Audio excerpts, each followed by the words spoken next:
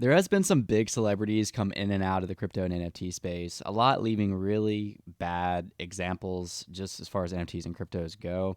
But this last one was very bad. Soulja Boy entered the NFT space, and we're going to talk about what happened in this video because it seems like everyone's just glancing over the fact. It appears to be, I'm just reporting on the information I have, a complete rug and scam. And nobody cares. I guess just because it's normal by now. But personally, I care. I think we need higher standards for the space because at the end of the day, if people come in, especially celebrities, and just use it to scam people out of money, then in the macro, everybody looking in from the outside in is going to give it a red flag and just associate scams with NFTs. So in this video, I want to look at the evidence that we have and see if these people should be held accountable. So without further ado, let's talk about Soulja Boy in the NFT space. First and foremost, I want to point out that just yesterday, Soulja Boy had his collection actually in his main bio. Now he has no bio. He completely promoted it in his own bio with 5.5 million followers, saying, I launched an NFT project. It's going to be gamified. It's going to give you all these perks and, all of that. While I can't share with you the collection in this video, which I'm about to show you why, that's what he had. And I'm sure there's probably images on Twitter around it.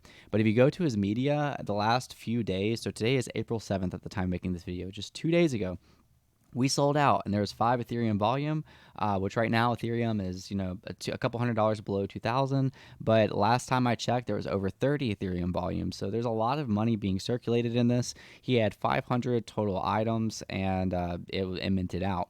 Next, he said, "Look, we are trending on OpenSea. At this point, when they hit OpenSea, I don't even see it right now. I don't know. Here it is. They are at 0.1 Ethereum. Just to give you an idea, right here, people were paying $185 for this, and I think it even went to 0.2, which would obviously be double that at $371. People were spending on this NFT." And while it was trending. Now, here's the sad reality. The first day that this was up, it got taken down off of OpenSea, and then it got put back up.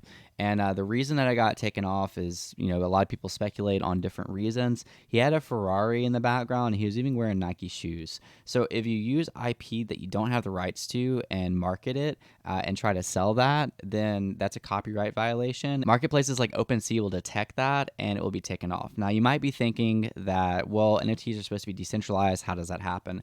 Well, the marketplace itself can still choose what's on it and what's not.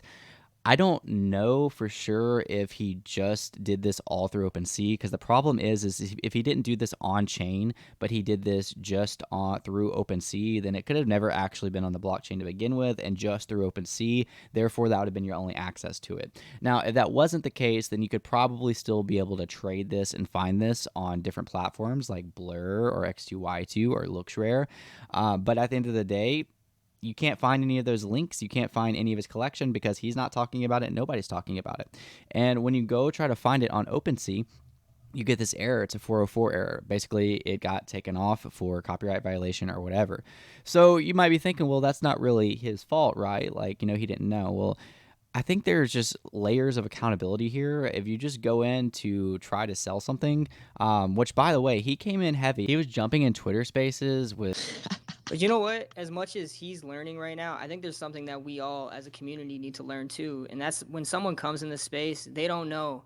There was a time where we didn't know what onboarding was. He jumped all over Twitter about it, was tweeting about it. So, like, he really had his face on it. So, at the end of the day, if he wanted the project to succeed, he should have maybe just did a little bit of research before dropping a copyrighted collection.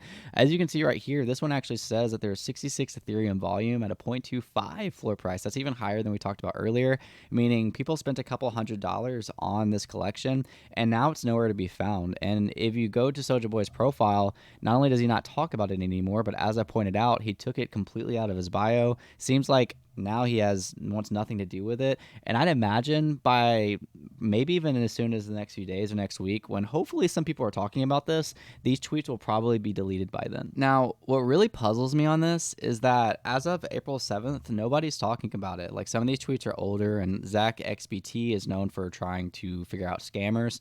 He basically talks about how long before it gets delisted for stealing the Ferrari logo, and sure enough, it was very fast. But as of recently, nobody's saying, "Oh, like what did Soulja Boy do? Why is it taken down or whatever?" This is all from a couple of days ago. So the whole space just kind of went silent on it. And I guess I'll just go to his pinned tweet. The irony of all of this. In this world, you either crank that Soulja Boy or it cranks you. And I'm really not trying to make light of the situation, because if he doesn't redeem this and he literally just never looks back, what do you consider that? I don't want to throw accusations out here, but come on. Uh, but Soulja Boy cranks you. I mean, like, just replace that rug with like, or replace that with like the word rug. He's literally saying like he's gonna rug you, he's gonna screw you. And like obviously that's not like his main meaning of this, but like how ironic is that? And then what a lot of, I don't know the correct word for this, but what a lot of people taking advantage of people usually do is they tell other people to control their emotions and not react. They essentially just do anti-victim and just kind of use wording like that. So I don't know. This whole thing to me is just really not okay. I thought I would make a video on it because nobody else seems to care. By the way, I didn't buy this. Of course I didn't buy this, and so this isn't coming from a personal standpoint of, oh, I bought something and it went down in value. This is just coming from like, why is there no accountability? I don't know. You guys let me know what you think down below in the comments, and I'll see you next video. Peace out.